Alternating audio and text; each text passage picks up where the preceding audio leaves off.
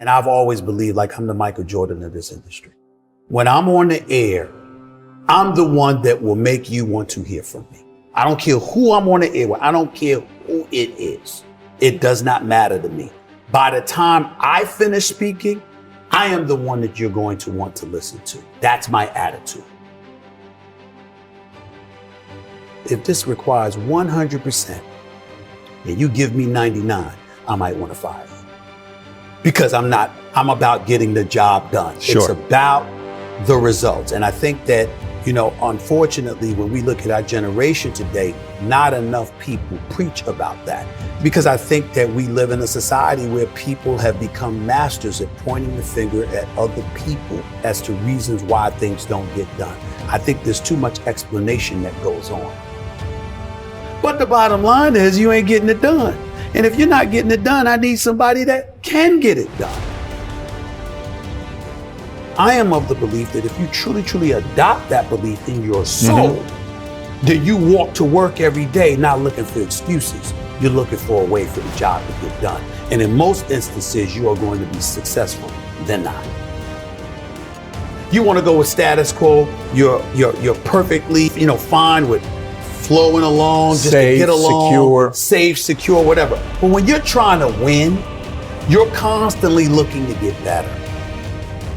My philosophy is very, very simple when it comes to my family, particularly, me being a dad. If they're hungry, it's because I'm starving. I don't eat until they eat. I'm not comfortable until they're comfortable. I don't have unless they have. That's the mentality, and that's the mentality that I strictly get from my mother. And so for me, having that kind of mentality, well, what comes with that? What comes with that is a certain work ethic that you have to put forth, and it's a willingness to sacrifice. Am I the most disciplined person in the world? No. Am I the most meticulous person in the world, like some people would believe? No, I'm meticulous enough, and I'm disciplined enough. But I think the key thing is that the bottom line is everything to me. And whatever the bottom line requires is what I'm going to do. If the bottom line requires an excessive level of discipline, I'm going to do it. But to me, it's whatever the moment or the situation demands. And I'm a bottom lines oriented kind of person. You don't assume that opportunities are waiting for you. Obstacles are standing at every door. Right. And so that challenge that you have to embrace and you have to deal with, that's hard to deal with when you have achieved. You don't work hard to play hard. You work hard to have the ability to play when you want to. That's a good There's line. a difference. You handle your responsibilities first.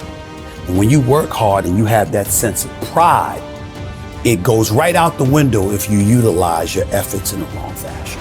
But when you do what's right, and it's based off of that effort that you put in, then you feel good about it because you took care of your responsibilities. Then you can go play.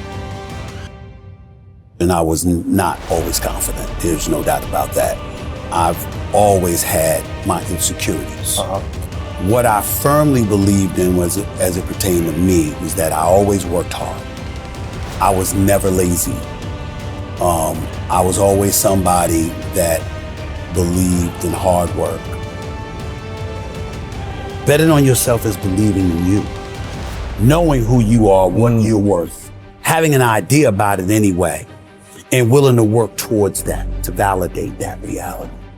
That's betting on yourself. It's your job. And if you can't do it, you scratch, claw, and even die trying.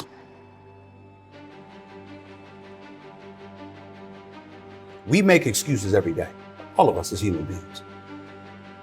On far more occasions than not, I have to speak on the issue of accountability as it pertains to the entire sports world. And when it comes to the issue of accountability, I get all of that from Mom. It happened with ESPN when my contract wasn't renewed back in 2008. I was sitting up there, I felt betrayed. I felt ticked off. My mother let me lick my wounds for a couple of days. And then she said, what could you have done better? You sure you didn't do anything? And I thought about all this stuff. I'm like, what is she talking about? This is just not true. This is not right. I work hard, I do this, I do that. And then I started thinking about it. Yeah, I was a pain in the ass. I did kind of complain a little bit too much. But the biggest thing that I remember doing is that I always came to the bosses with problems. I never came to them with solutions. It was always about the problem, never the solution. And I learned when I sat back and reflected on the mistakes that I had made in my career at the time, I learned that no boss wants to talk to anybody that doesn't have solutions.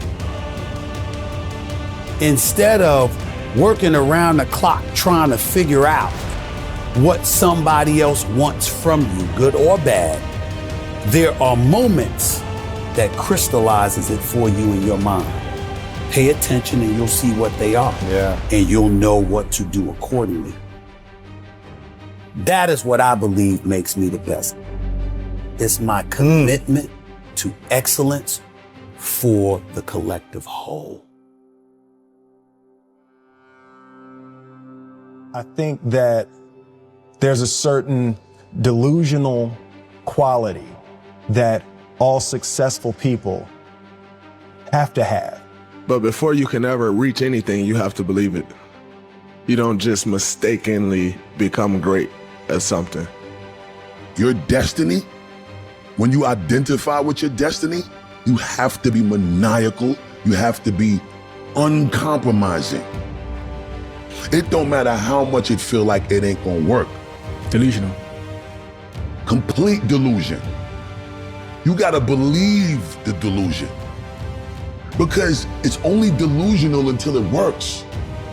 It doesn't matter if the world believes in you. If we don't believe in ourselves, nothing's gonna happen. And when you believe in yourself, you believe in possibility. You can't have one without the other. As long as you believe in that very gift that you have in the bottom of your stomach, that fire that burns, that dream that wakes you up in the middle of the night and wakes you up and have you screaming to the sun, rise, so I can go after this dream. That is the very thing that you should chase every single day. And as long as we believe, as long as we know that we have greatness inside of us, we can be anything we want to. In order for you to manifest your dream, you gotta be the first one that believe in you. Don't worry about what nobody else say, man. Speak life into your dreams. I do believe that when you walk in a room and you're confident and you stand tall and you believe in yourself, that energy does come off of you.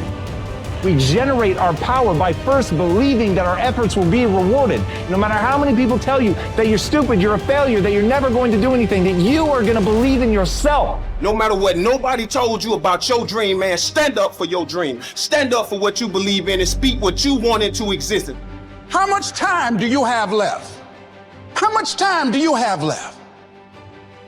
This is what I believe, and I'm willing to die for it. Period.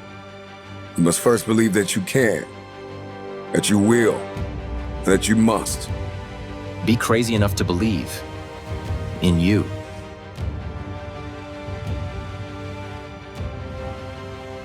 The madness of impossibility, the lie. Somebody lied to you and told you that it was impossible. And the only difference between people who lose and people who achieve is the person who achieved tried one more time. I'm convinced that we are a generation that gives up too easily. I need you to examine your capacity now.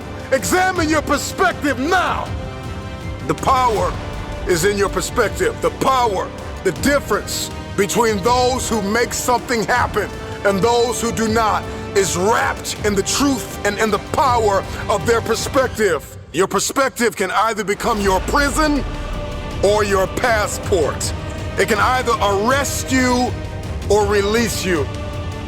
One of the things I have realized, and many of us have, if you want something out of life, if you want to change yourself, if you want to acquire something, if there's some goal that you want to reach, that is really not easy as some people will make us feel. That living your dream, changing your behaviors, overcoming negative habits, it's challenging.